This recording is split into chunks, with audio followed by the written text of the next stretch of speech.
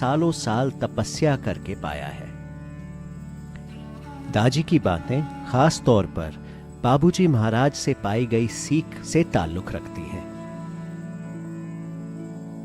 बाबूजी महाराज Heartfulness movement के संस्थापक थे और एक अनोखे आध्यात्मिक शोधकर्ता। उन्होंने जीवन के हर पहलू को गहराई से समझा। आज दाजी हमसे चर्चा करने वाले हैं जीवन के पहले अध्याय के बारे में, यानी कि जन्म। एक बच्चा जब जन्म लेता है तो वो कई लोगों के लिए एक महत्वपूर्ण बात होती है। उससे कई लोगों का जीवन बदलता है, वो कई लोगों के जीवन को छूता है। एक बच्चे के जन्म लेने की प्रक्रिया में वैज्ञानिक तौर पर क्या होता है ये हम सब जानते हैं, लेकिन क्या हम जानते हैं कि इसका आध्यात्मिक पहलू क्या है? आइए ये फिल्म देखें जिसमें दाजी इस आध्यात्मिक पहलू पे प्रकाश डालते हैं।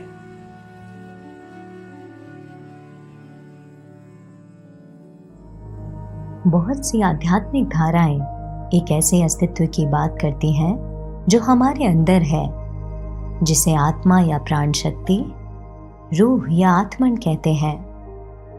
मगर वैज्ञानिकों और दार्शनिकों ने अक्सर इसके अस्तित्व पर सवाल उठाया है। रहस्यविद और ऋषियों के ज्ञान पर शुरुआत में प्रश्न उठाए गए, जिसे फिर बाद में सत्य के बहुत करीब जाना गया। अतः यदि हम यह मान लें कि आत्मा जैसी कोई चीज का अस्तित्व होता है, तो वह मानव रूप में कैसे जाहिर होगा? हमने हार्टफुलनेस के मार्गदर्शक और लेखक दाजी से यह बात पूछी।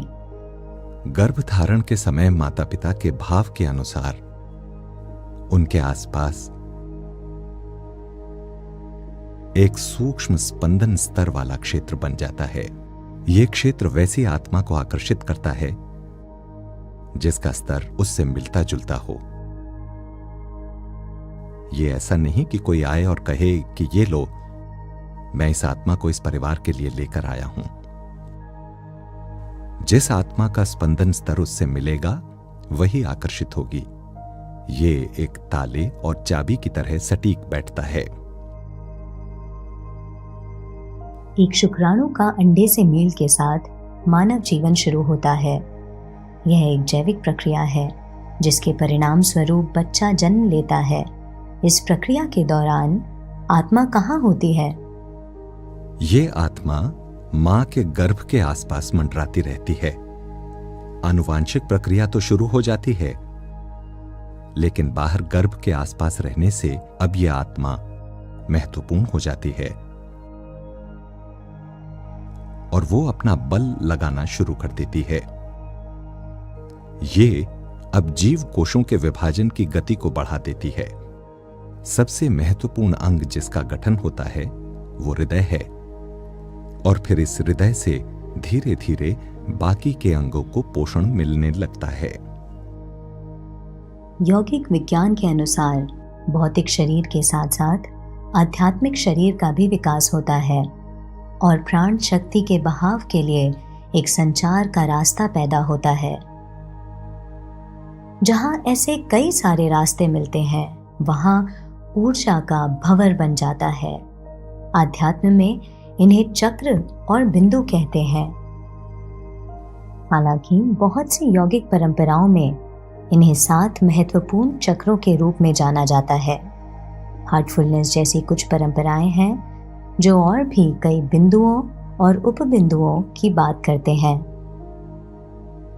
जब भ्रूण तैयार हो जाता है और उसमें सिर का गठन ठीक से हो जाने के बाद जैसे ही ब्रह्मरंध्र का सृजन होता है, जो कि यहां सिर का ऑक्सीपिटल क्षेत्र है, इसे हार्टफुलनेस परंपरा में 12वां बिंदु कहा जाता है। जिस क्षण ब्रह्मरंध्र पूरी तरह से सृजित होता है, तब आत्मा उसी 12वें बिंदु से प्रवेश करती है और ये भ्रूण के विकसित होने के 3 महीने में ही होता है। आत्मा 3 महीने के पहले क्यों नहीं प्रवेश करती? इसके लिए मुझे आपको एक छोटा सा उदाहरण देना होगा। मान लेते हैं कि मैं किसी इलेक्ट्रॉनिक यंत्रों का उत्पादक हूं। यदि ये पूरी तरह से न बने और मैं इसे बिजली से जोड़ दूं तो क्या होगा? एक बार जब वह शरीर में प्रवेश कर जाती है तो आत्मा कहाँ जाती है?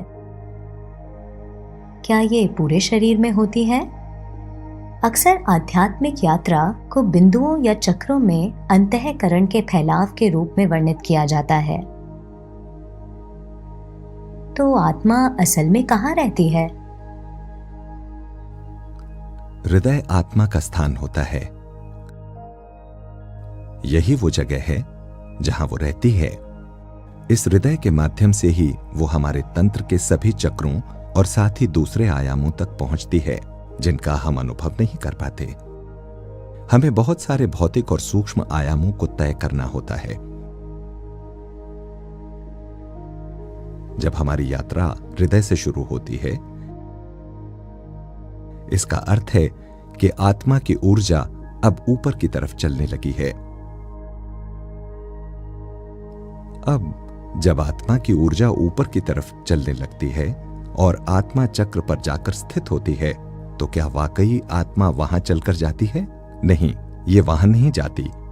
इसकी कल्पना कुछ इस तरह से कीजिए कि एक पेड़ है और उसकी बहुत सारी डालियां हैं। उसमें से एक डाली कहीं पहुंचती है और दूसरी उससे और ऊपर, तीसरी डाली दूसरी तरफ जा रही होती है। तो इसी तरह यहां हमारा हृदय है और आत्मा वहीं रहती है। एक डाली जो आत्मा चक्र तक पहुंचती है, ऊर्जा वहां बहती है। दूसरी डाली अग्नि चक्र तक जाती है तो ऊर्जा वहां बहती है। तो इस हार्टफुलनेस पद्धति में हम चक्रों की सफाई करते हैं। वो रास्ते जो बीच में आते हैं उनकी सफाई करते हैं। वो आत्मा जो हमारे हृदय में रहती है, वहीं से ऊर्जा सारे चक्रों तक बिना किसी बाधा के पहुंचती है।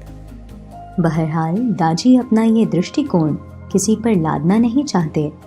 वे हार्टफुलनेस ध्यान पद्धति के माध्यम से सभी को इसे व्यक्तिगत रूप से अनुभव करने को प्रोत्साहित करते हैं, जिसका प्रशिक्षण पूरे विश्व में निःशुल्क प्रदान किया जाता है। आपकी प्राण शक्ति आपके अंदर है। इसे और गहराई से अनुभव करने की कोशिश कीजिए। जीवन खुद एक अनुभव है जो सिद्ध करता है कि इसकी अभिव्यक्ति से अधिक महान और भी कुछ है।